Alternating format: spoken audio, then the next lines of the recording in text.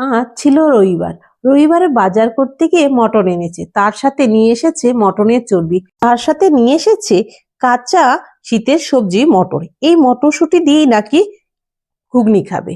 সেইভাবে সবার প্রথমে আমি মটরশুঁটি আর আলু সামান্য জলে ভাপিয়ে নিয়েছি।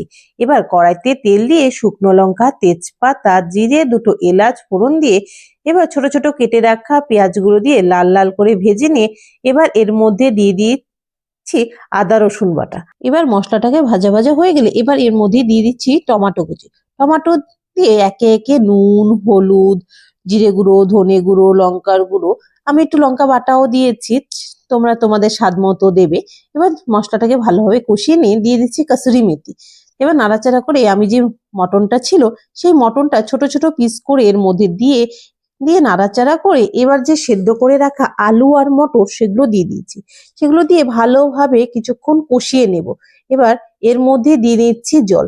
জলটা সমপরিমাণেই দেব, যাতে আমার মশলাটার সাথে আবার চর্বিগুলো ভালোভাবে মিক্সড হয়ে যায়। এবার নাড়াচাড়া করে এর মধ্যে দিয়েছি ধনেপাতা কুচি। শীতের সবজির মধ্যে ধনেপাতা না দিলেই ভালো লাগে না, ঘুগনি বলো বা যে কোনো সবজি বলো।